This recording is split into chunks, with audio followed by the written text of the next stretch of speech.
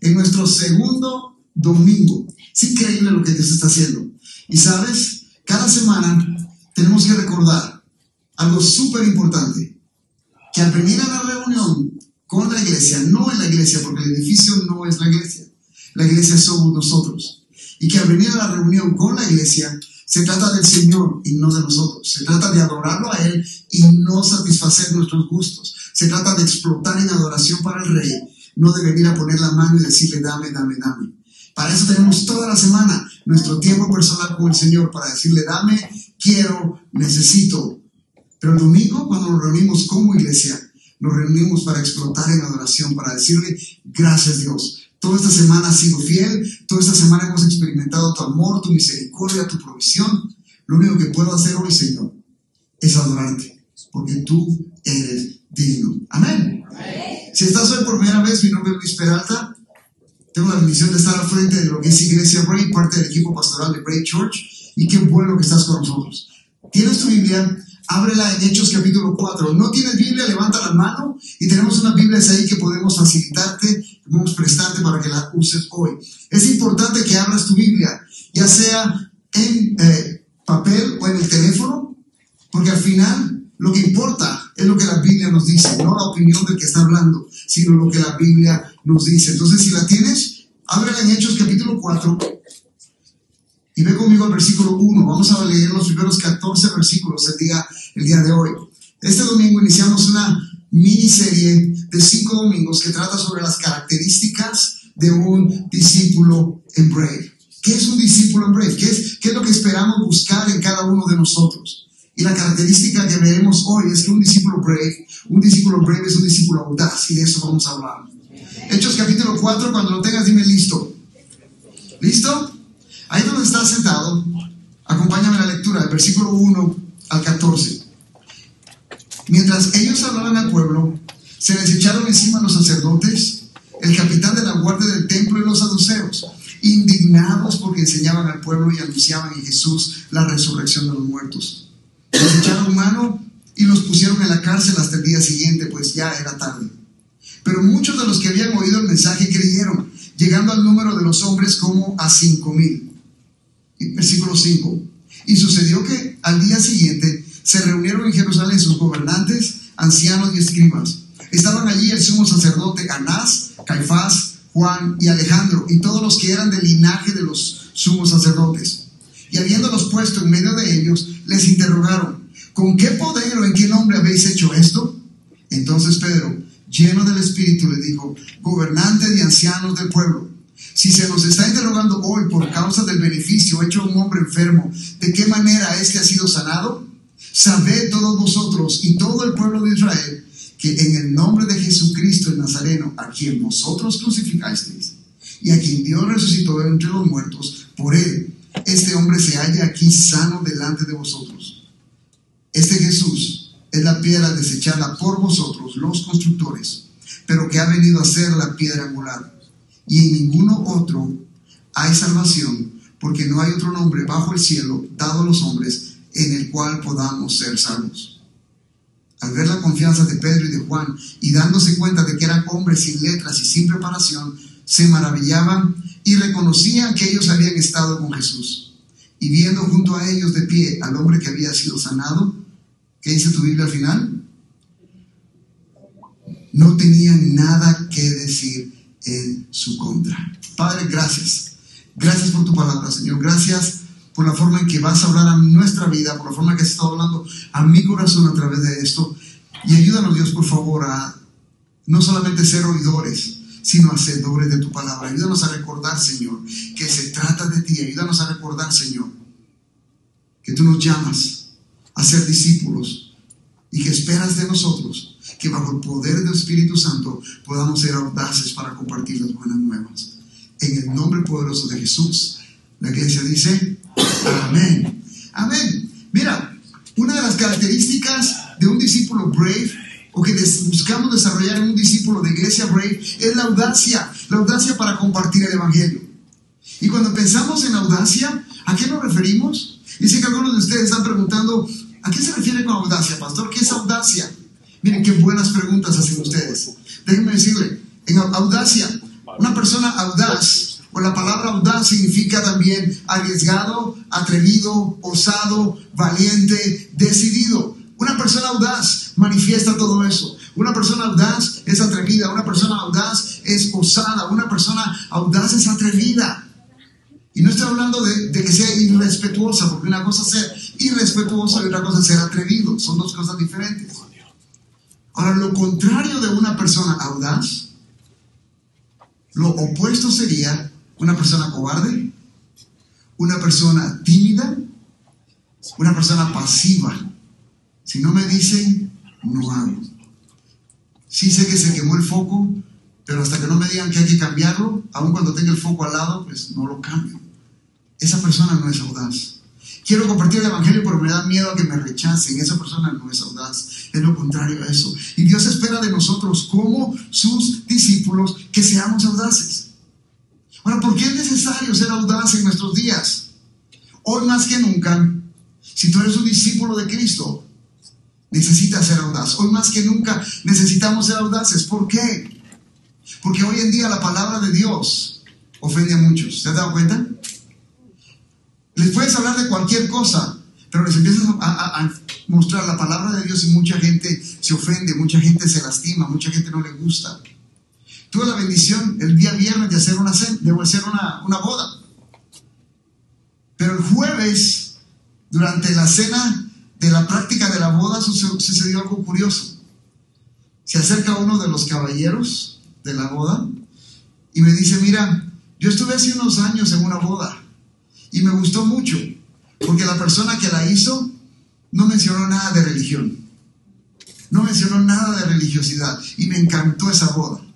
¿Tú cómo la vas a hacer? Digo, pues la palabra de Dios habla. Pero ¿ves mi punto?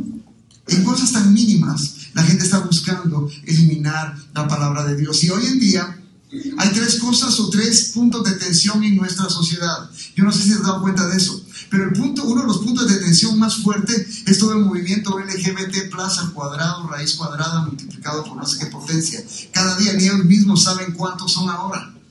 Ni ellos mismos saben qué más van a inventar. Ese movimiento está afectando nuestra sociedad. Y empezó, muchos creen que es nuevo, pero empezó en los años 60 con los hippies.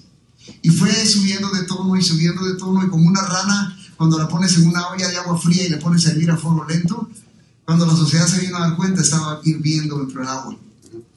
Y hoy en día es un movimiento que trata de eliminar lo que dice la palabra de Dios. La palabra de Dios nos dice en Romanos, capítulo 1, versículo 24 en adelante, que debido a lo que había en el corazón del hombre, Dios los entregó a la lujuria, al pecado. Dios los entregó a que satisfagan sus propios deseos debido a la concupiscencia que hay en sus corazones. ¿Por qué? Porque los hombres decidieron adorar la creación y no al Creador. Todo el movimiento de adorarnos a nosotros mismos, todo el movimiento de empoderarnos y que somos suficientes, está destinado a eliminar a Dios de la ecuación. Mira, 1 Corintios nos dice que ni los adúlteros, ni los fornicarios, ni los hechiceros, ni los homicidas, ni los afeminados, ni los homosexuales entrarán al reino de Dios. La única manera es arrepentirse de nuestra manera de vivir. Y luego, si alguna vez has leído Levíticos, el Levítico nos dice que aquel hombre que se acuesta con hombre es abominación a Dios y es culpable de su propia sangre. O sea, todo eso lo dice la Biblia. Y no son solo un pasaje aquí y un pasaje allá. Yo te estoy mencionando algunos de todo lo que la Biblia nos menciona. Ahora, la sociedad nos está enseñando algo totalmente diferente. La sociedad nos quiere llevar por otro punto. Y les digo, no es nuevo.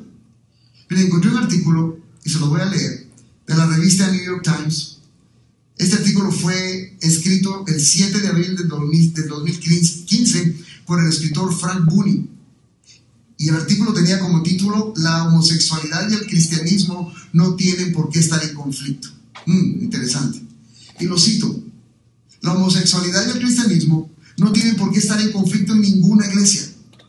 Es comprensible que muchos cristianos los consideren incompatibles, pero eso es un efecto no tanto de la fuerza del odio, sino de la influencia de la tradición. No es fácil sacudirse creencias dosificadas a lo largo de los siglos. Pero a fin de cuentas, seguir viendo a gays, lesbianas y bisexuales como pecadores es una decisión. Es una elección. Es darle prioridad a pasajes desperdigados de textos antiguos, sobre todo lo que se ha aprendido desde entonces. Como si se hubiera detenido el tiempo y los avances de la ciencia y el conocimiento no significaran nada. Es pasar por alto el grado en que todas las escrituras reflejan los prejuicios y puntos ciegos de sus respectivos autores, culturas y eras. Es elevar la obediencia crítica por encima de la obediencia, de la observancia inteligente por encima de la evidencia que tenemos enfrente. Fin de la cita. ¿Se dan cuenta? Es tu decisión, es tu elección creer si eso es pecado o no. Y al final, ¿qué es lo que Dios dice en su palabra? Porque estamos convencidos que Dios escribió este libro, amén. De página a página. Lo que me gusta y lo que no me gusta. Es inspiración plena de Dios, 100%. No hay nada acá que haya sido invención del hombre. Todo viene del corazón mismo de Dios. Pero al final la sociedad hoy en día quiere decirnos, es tu elección, es tu elección. Y lo mismo van a decir cuando el movimiento de los pedófilos cobre fuerza y se dignifique y se haga ley, donde tengo derecho a amar a un bebito porque es mi gusto. ¿Se imaginan eso? Y al final es tu decisión y es tu elección verlo como pecado. Y eso es todo el inicio de dolores. Es todo este proceso. Otro movimiento fuerte hoy en día que está afectando a la iglesia y está haciendo que el discípulo pierda la audacia es el empoderamiento de la mujer. Y no estoy hablando a favor del machismo, no estoy hablando de aquellos hombres abusivos que merecen estar en la cárcel. No estoy hablando de eso. Pero estamos enseñándole y todo este movimiento va enfocado a quitar el orden que Dios estableció. Y es necesario recordar que ante los ojos de Dios la Biblia nos enseña que Dios nos ve como iguales. Desde su creación hasta la necesidad de un Salvador. Nos ve como iguales, cada uno con un papel diferente, con una función diferente, pero iguales ante los ojos de Dios. Y la última parte que está afectando, el que como discípulos seamos audaces muchas veces, y la presión con la que tenemos que vivir, es cuando se trata de corregir a nuestros hijos. ¿Aló? Mira, da tristeza ver a aquellos niños en el supermercado haciendo berrinche, tirándose y zapateando. Y la mamá o el papá dándoles todo lo que quieren con tal de que estén callados. Y así como a mí no me lo dieron de niño, yo se lo tengo que dar todo a mis hijos. Y sabes, como papá muchas veces se nos olvida lo que dice Proverbios 13, capítulo 13, versículo 24. Dice que si tú no corriges a tu hijo, no lo amas. Si tú no corriges a tu hijo, realmente lo odias. Esto es lo que dice la Biblia, no lo digo yo. Dice, el que escatima la vara odia a su hijo. Y cuando habla de escatimar la vara es cuando dice no está ejerciendo corrección y disciplina en sus hijos. ¿Por qué muchos jóvenes están como están hoy en día? ¿Sabes? Me toca hablar con muchos padres. Y cuando hablo con los padres empiezan a quejarse y a hablar sobre el comportamiento de sus hijos. Y cuando empiezo a ver cómo están ellos corrigiendo a sus hijos, los únicos responsables de todo eso son ellos mismos. No los corrigieron de niños y de grandes los siguen manteniendo, les siguen habilitando, les siguen abriendo las puertas al pecado, a la corrupción, a la maldad. Pero después vienen llorando y echándole la culpa a alguien más. Déjame leerte Proverbios 13, 24 de nuevo. El que escatima la vara odia a su hijo, mas el que lo ama lo disciplina con diligencia. Y no estoy hablando de abuso físico, porque también la Biblia nos habla que debemos cuidar el corazón de nuestros hijos. No podemos provocar a ira a nuestros hijos, no podemos hacerlo. Ahora, ¿por qué menciono todo esto? Porque como discípulos que somos del Señor, tenemos que empezar a vivir su palabra. Tenemos que empezar a vivir su palabra. Los tiempos hoy en día no son fáciles, pero también los tiempos atrás para el Señor no eran, en el tiempo de Jesucristo, para los discípulos no eran fáciles. Los primeros discípulos también tuvieron que enfrentar muchas situaciones difíciles, mucho ataque, mucha controversia, mucha oposición. Pero ¿sabes? Perseveraron, porque tenían claridad de quiénes eran en Cristo. Y cuando tú y yo tenemos claridad de quiénes somos en Cristo, perseveramos en medio del ataque.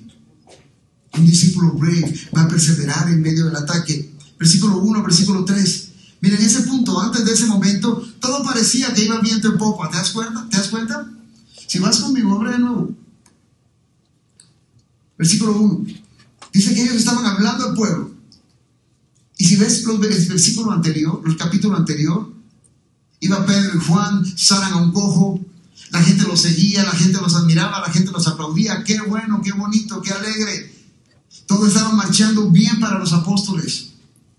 Pedro y Juan habían experimentado la gloria de Dios de una manera increíble. Estaban experimentando el respaldo del Señor. ¿Todos a favor de eso? A todos nos gusta cuando las cosas van bien, ¿correcto? Ahí nos gusta estar. Y Pedro y Juan estaban experimentando eso. Antes de este momento, miles de convertidos. La iglesia, ¿se recuerdan? Primer servicio, ¿cuántos hombres? Más de 3,000 personas se entregan a Cristo. Una mega iglesia desde el día 1. Ahora, lo tremendo es que en ese momento, dice el versículo 1, mientras ellos hablaban al pueblo, mientras ellos estaban compartiendo el mensaje del evangelio al pueblo, mientras ellos lo compartían, mientras ellos lo hablaban, dice que se les echaron encima los sacerdotes, el capitán de la guardia y los saduceos. Se les echaron encima. No fue aquello que se acercaron y le dijeron: mire, don Pedro, don Juan, disculpe la molestia, disculpe la interrupción, ¿podría darnos unos minutitos de su tiempo? No se acercaron de esa manera. Les cayeron encima, se les echaron encima. Lo siento por los Broncos que ya perdieron su primer partido, a ver cómo les va hoy. Pero se imagina unas escenas cuando todos van detrás del quarterback y ¡pah!, le caen encima. Les cayeron encima, todos ellos les cayeron encima. Ahora, ¿por qué lo hicieron? El versículo 2 no lo dice. ¿Qué dice tu Biblia? Estaban indignados. ¿Qué implica indignación? Me has lastimado tanto, me ofende tanto, me afecta. No, es que me indigna tu proceder, me indigna tu actuar, me indigna lo que eres, me afecta lo que eres. Así estaban los sacerdotes, los saduceos. Me indigna. Indignados porque enseñaban al pueblo. Indignados porque enseñaban al pueblo. ¿Y estos qué se creen? ¿Quiénes creen que son? ¿Estos pescadores? ¿Qué creen que son? Ellos no fueron al seminario teológico. Ellos no se graduaron de Trinity. Ellos no se graduaron de Dallas o de Moody. ¿Quiénes se creen que son? ¿Por qué están enseñando al pueblo? Y los religiosos en su momento se indignan por eso. Ahora, lo tremendo es que empezamos a ver de dónde viene el ataque. Y tienes que estar claro, iglesia, de dónde va a venir el ataque para los discípulos. ¿De dónde viene el ataque? Verso 1. Dice que mientras ellos hablaban al pueblo, se les echaron encima, ¿quiénes? Los sacerdotes. Los sacerdotes, el capitán de la guardia y los saduceos. Mira, de los líderes religiosos empieza el ataque. Con los líderes religiosos, con aquellos que se dan golpes de pecho, de decir: no, yo voy a la iglesia todos los días, yo me levanto temprano y oro, yo a esto, yo al otro, yo aquí, yo allá. Esa gente que tiene mucho conocimiento pero poca vivencia, de ahí viene el ataque. Cuando tú empiezas a ser audaz, empiezas a hablar el evangelio con el valor, con la gallardía, mira, el ataque va a venir a esa gente porque no les gusta. ¿Sabes? Ellos fueron los que apresaron y condenaron a Jesús. Ellos lo apresaron, lo condenaron, lo llevaron a juicio. No podían detenerse en ese momento. Ya habían querido eliminar al líder, ya habían querido eliminar al Hijo de Dios. Ahora estaban los discípulos, no podían detenerse, no podían quedarse con los brazos cruzados. Algo más tenemos que hacer, y se acercaron. Este mismo grupo de fariseos y saduceos fueron los que se acercaron y pidieron una guardia para proteger la tumba. ¿Se recuerdan? Es que si no pones una guardia, los discípulos van a venir y se van a robar el cadáver, y la fama de este hombre va a ser mayor y el daño va a ser mucho más grande. Estos mismos fueron los que se acercaron y sobornaron a los guardias de la tumba cuando Jesús resucitó. Estos mismos. ¿Por qué? Porque no les interesaba, no les convenía, necesitaban detener todo eso. Entonces los líderes religiosos, de ahí viene el ataque. Luego también vienen los líderes civiles, aquellos que estaban responsables de mantener el orden en el templo. Trabajaban para los fariseos, trabajaban para los saduceos. Ellos, el capitán de la guardia El capitán de toda esa guardia y todos los guardias estaban ahí. El ataque viene de eso, viene de los líderes religiosos que van a empezar a querer menospreciarte porque tú no tienes los títulos que ellos tienen. Después vienen los líderes civiles porque vas a estar afectando los derechos de tantas otras personas. El ataque viene de ahí. Y por último, el ataque viene de las creencias populares. Versículo 2 dice que estaban indignados porque enseñaban al pueblo y anunciaban en Jesús. ¿Qué es lo que anunciaban en Jesús? La resurrección de entre los muertos. ¿Sabes? Eso le pegó duro. Eso le pegó duro a los saduceos. ¿Sabías que los saduceos eran una secta que no creían en la resurrección? Ellos estaban en contra de eso. Y cuando empiezan a escuchar estas enseñanzas y cómo Jesús había resucitado y cómo en Jesús la resurrección es posible y cómo en Jesús tenemos vida eterna, les afecta porque va en contra de las creencias populares. ¿Cómo vas a enseñar en contra de esto? Si mi familia ha creído en esto toda su vida y ahora me dices que eso no es cierto, afecta las creencias populares, la presión de grupo. Los fariseos, ¿por qué estaban indignados? Porque estaban enseñando en el nombre de aquel a quien ellos habían crucificado. Lo crucificamos, creímos que ahí se iba a terminar todo, pero continúan. Estaban indignados por eso. Los fariseos se sentían amenazados y a los saduceos les sacudía todo su sistema de creencias. ¿Te ha pasado eso?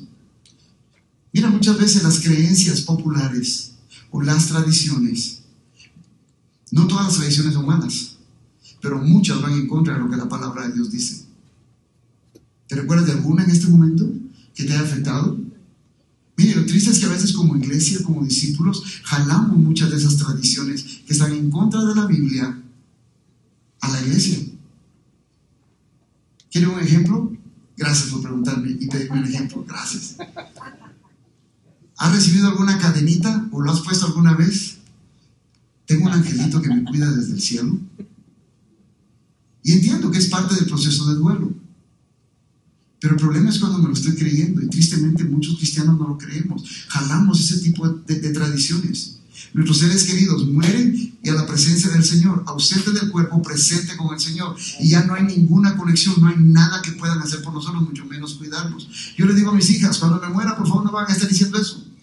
Lo que menos voy a querer y menos tiempo voy a tener es estarlas cuidando. Ya las cuento esta vida, ya está, entréguense al Señor. Yo quiero estar adorando al Rey.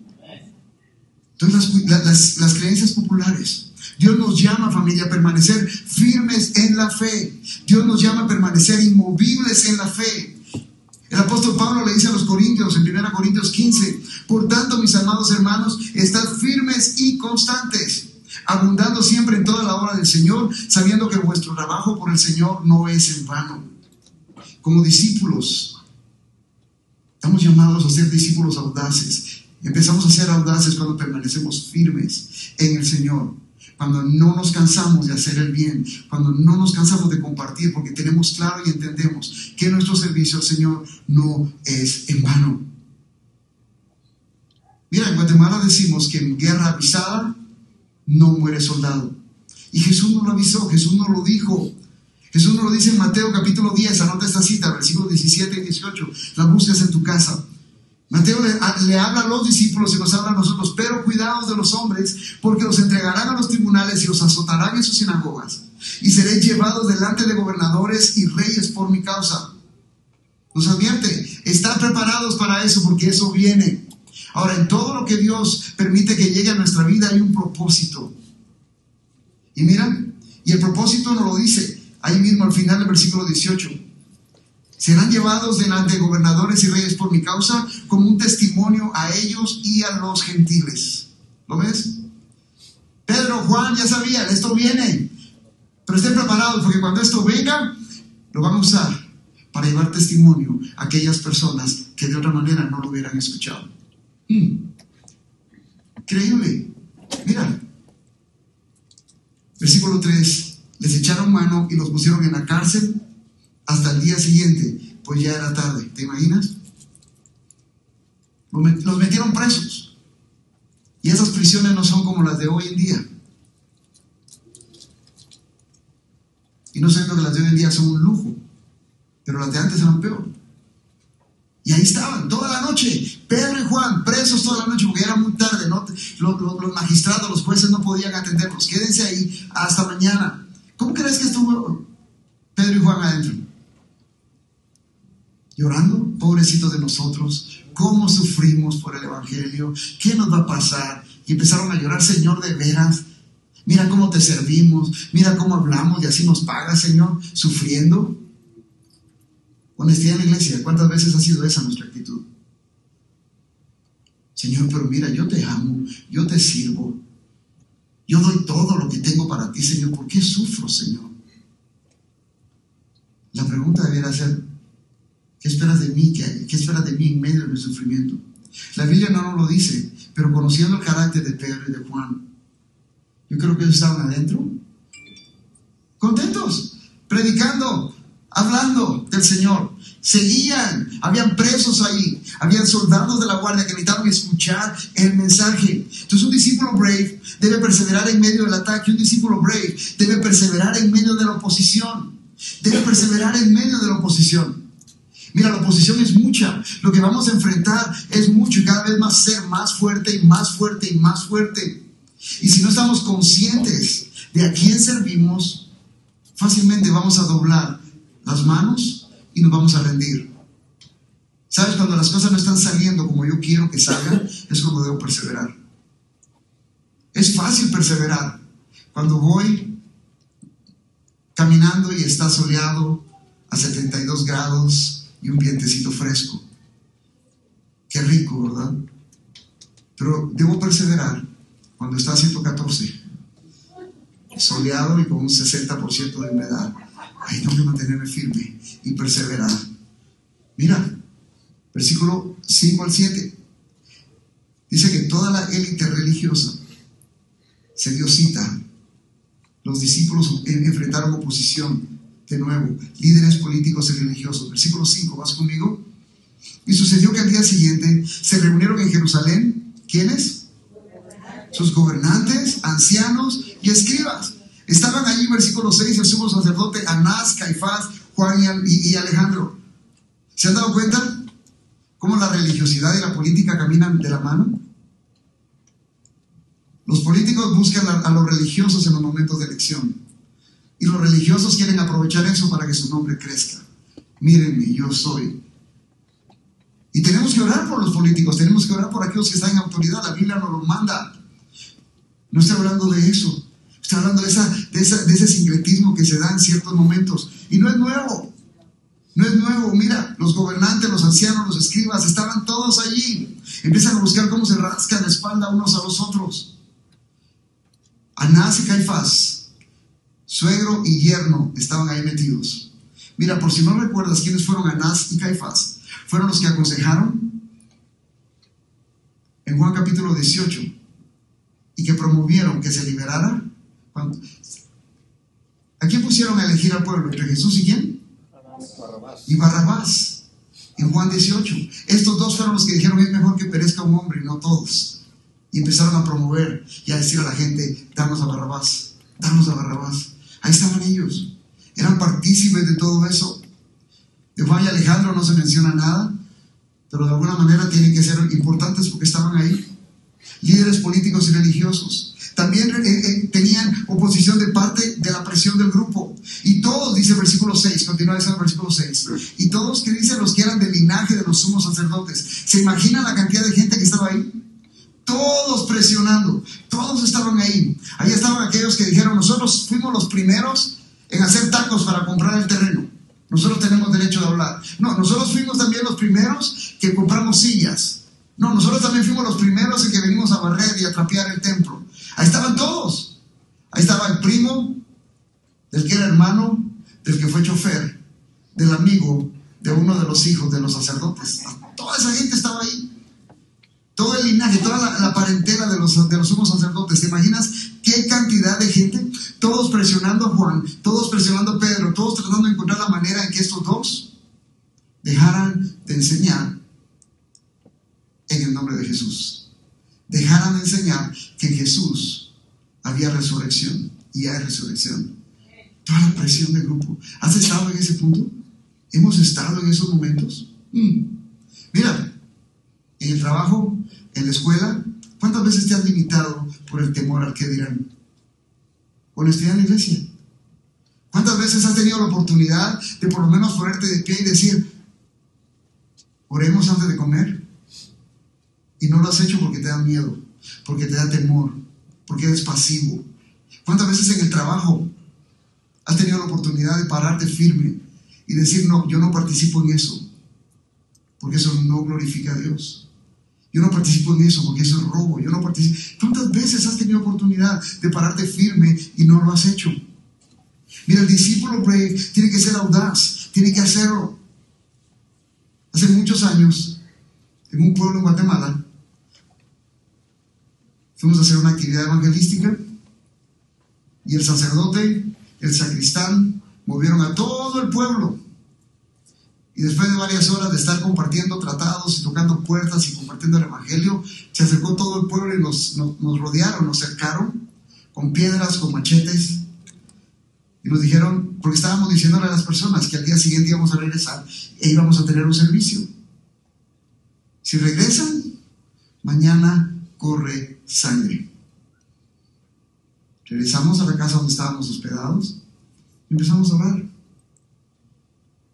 ¿Me temblaban las piernas? Sí. ¿Quería regresar? No. No le tengo miedo a la muerte, pero le tengo miedo al pánico, al dolor previo a la muerte. Pero mira, no podíamos quedarnos ahí. Oramos y, ¿sabes? Al día siguiente regresamos y Dios se glorificó. Iniciamos y nos tiraban papeles, les entregábamos boletines, les entregábamos evangelios según San Lucas y nos lo rompían, nos lo tiraban en la cara. A Silvia le ofrecieron tirarle una olla de agua hirviendo, tantas cosas. Pero al final de esa tarde, Dios se glorificó. Por lo menos el 80% de todo ese pueblo se entregó al Señor y quedó una iglesia establecida. Y la gente que nos decía, si quieren mañana hay sangre, no se vayan, por favor. Sigan orando por nosotros. Miren, no se vayan. Dios se glorifica. ¿Por qué? Porque fuimos muy valientes. No. Porque en medio del temor que podemos sentir, Dios nos llama a ser audaces. Y Él respalda. No temáis a los que matan el cuerpo, pero no pueden matar el alma, dijo Jesús. Antes bien temed a aquellos que pueden hacer perecer tanto el alma como el cuerpo en el infierno. Me imagino que Pedro y Juan estaban pensando en eso. Ahora, ¿sabes? Muchas veces hemos fallado en esa área. Por temor nos hemos callado. Y si a ti te ha pasado lo mismo que me ha pasado a mí, lo único que podemos hacer es venir a Jesús. Perdóname, Señor. Pedro lo hizo. Pedro negó al Señor 3 veces. Y Jesús no le dijo, ajá, te lo dije, sabía, aléjate. No. Jesús lo recibió y lo vio con amor. Y se lo dijo, cuando regreses, apacienta mis ovejas. Entonces, si hemos caído en eso, familia, podemos venir y pedirle perdón al Señor y el Señor se glorifica. Un discípulo brave prevalece o persevera en medio de persevera en medio de la oposición, persevera en medio de las acusaciones. Las acusaciones van a venir constantemente, las acusaciones van a venir una tras otra, tras otra, tras otra. Versículo 7, la segunda parte. ¿Lo tienes? ¿Con qué poder o en qué nombre habéis hecho esto? Mira, el orgullo de toda esta gente estaba siendo pisoteado. El orgullo de toda esta gente estaba siendo aplastado. ¿Y qué es lo primero que tú haces cuando te sientes atacado? Honestidad en la iglesia. ¿Te defiendes o simplemente pones la otra mejilla porque Jesús le enseñó a poner la otra mejilla?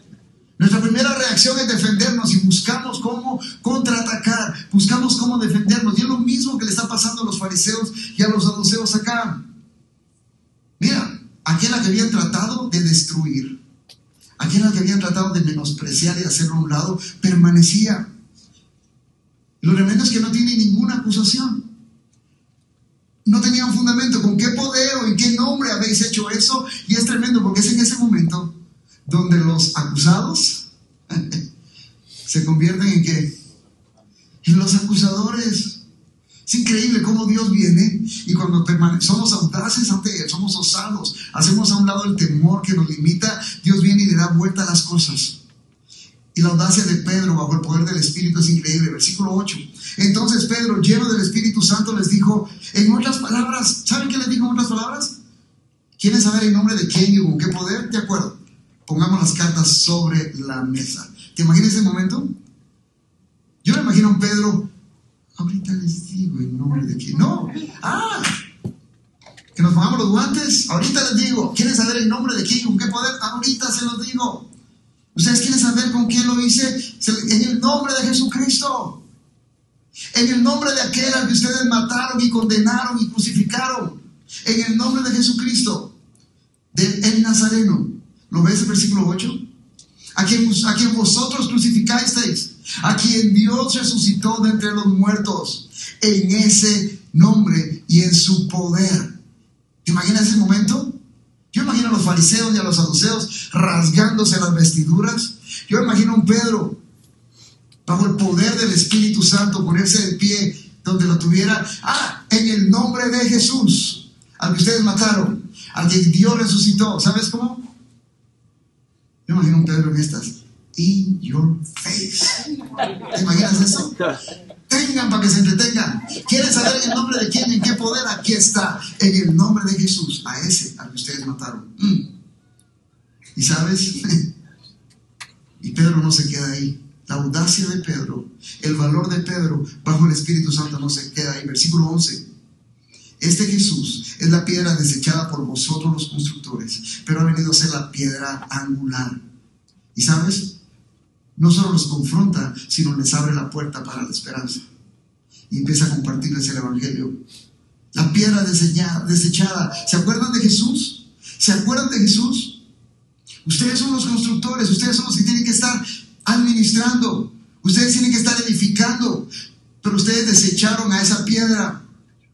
Ustedes lo condenaron, ustedes lo asesinaron. Y esa piedra que ustedes desecharon, dice el versículo 11, ha venido a ser la piedra angular. La piedra angular era la piedra principal de toda edificación. Era como el cimento en las casas. Era lo que sostenía todo. Las casas, ¿ves? Ponen el cimiento de todo, de concreto, de cemento, y sobre eso construyen todo. Y a la hora de los tornados, se lleva todo menos el cimiento. Porque todo lo de encima desaparece. Pero Cristo no cambia, sigue siendo el mismo. Esta es la piedra angular. Este es el cimiento que ustedes desecharon. ¿Y sabes? En otras palabras les está diciendo, no se trata de ustedes. No es lo que hagas o dejes de hacer. Es por lo que hizo ya Jesús. Y sabe la salvación. Luego les dice, y en ningún nombre hay salvación. En ningún nombre hay salvación. Versículo 12. Porque no hay otro nombre bajo el cielo dado a los hombres en el cual podemos ser salvos. ¿Lo ves? No hay nada que tú puedas hacer para ser salvo. No hay nada que debas dejar de hacer para ser salvo. No hay nada que tengas que hacer para ser salvo. Jesús lo hizo todo. Mira, no es Iglesia Brave, no es el cura, no es el papa, no es el pastor. Es Jesucristo. Es la obra de Jesucristo. Mira, dile al que está al lado tuyo. Dile, no se trata de la obra de ningún hombre. No es el pastor, no es el cura, es Jesucristo. En ningún otro nombre hay salvación. Y ahí se las pone claritas. Abre la puerta del arrepentimiento. ¿Sabes?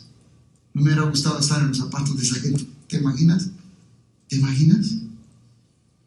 Ahora, ¿cómo respondemos nosotros ante eso? Porque el llamado sigue siendo el mismo. En ningún otro hay salvación. En ningún otro. En ningún otro hombre, en nada lo que puedas hacer, no importa qué tan buena moral tengas, no importa qué tantos estudios tengas, si no le has rendido tu vida a Jesucristo, vas rumbo al infierno. ¿Más claro? Es que no siento nada, no se trata de sentir, se trata de entender que si Jesús no hace la obra en mi vida, estoy en problemas. Señor, aquí estoy, perdona mis pecados. Sálvame, sálvame. El ladrón en la cruz, ¿se recuerdan? Acuérdate de mí hoy mismo. No le dijo ve y cambia. No le dijo ve y deja de robar. No le dijo ve y deja de hacer esto, ve y deja de hacer lo otro. Y cuando hayas hecho todo eso, entonces ya No, hoy. Y eso es lo que espera Jesús de nosotros. Si tú nunca has rendido tu vida al Señor, mira, mañana puede ser muy tarde. Y no se trata de religiosidad. Los religiosos se sabían la ley, la vestían, la cargaban colgada y amarrada, y sin embargo su corazón estaba lejos de Dios. No me importa cuántos años tienes de ir a la iglesia, si tu vida no ha sido y no da fruto de arrepentimiento, sigue siendo como un fariseo, como un saduceo. Dios te llama hoy. Si escuchas mi voz, no endurezcas tu corazón.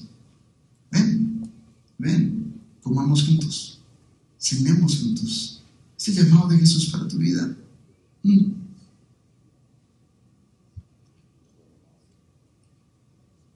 Versículo 13 y versículo 14. Al ver la confianza de Pedro y de Juan, dándose cuenta que eran hombres sin letras y sin preparación, ¿qué dice tu Biblia?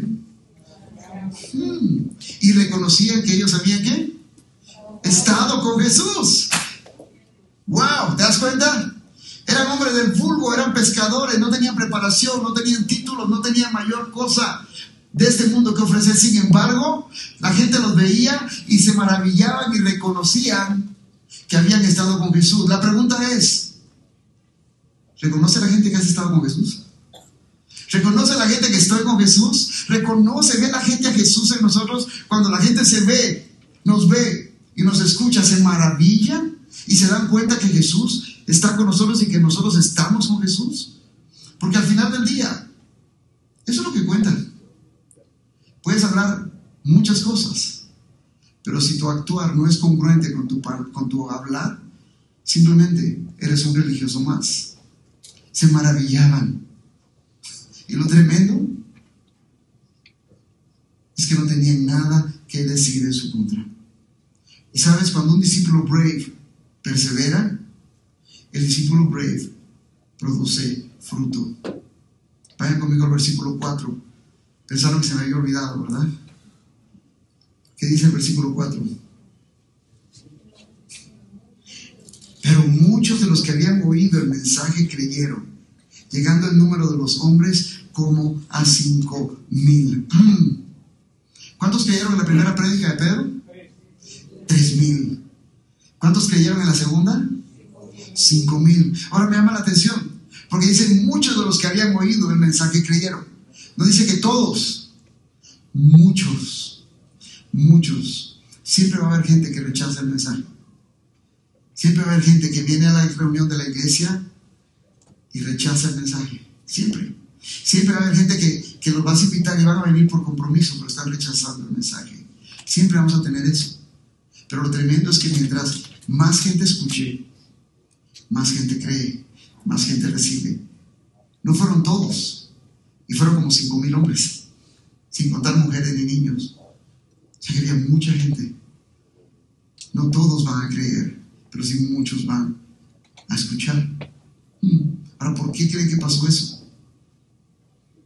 Todos los ataques, toda la oposición, todo lo que vivieron los discípulos, se pudieron gozar. Y Dios sigue y continúa edificando su iglesia. Al final, en medio de todo, Jesús salvó a los que iban a ser salvos.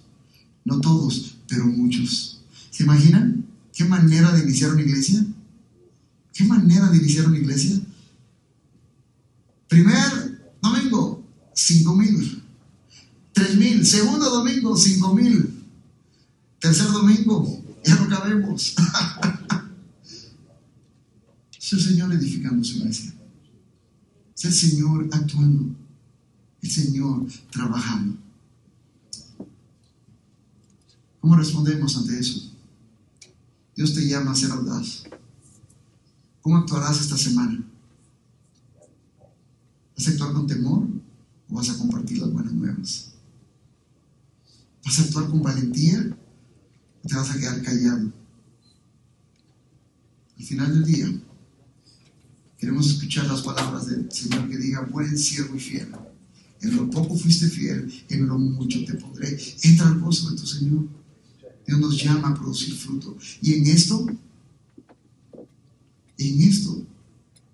es glorificado mi Padre, dijo Jesús, en que deis mucho fruto, no solo fruto, sino mucho fruto.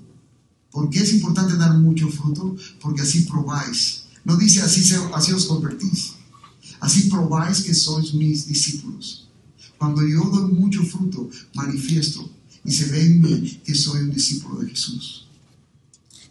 Vamos a orar, familia, y pidámosle al Señor que esta semana nos ayude a ser testigos fieles de la obra que el Señor ha hecho en nosotros. Amén. Ponte de pie.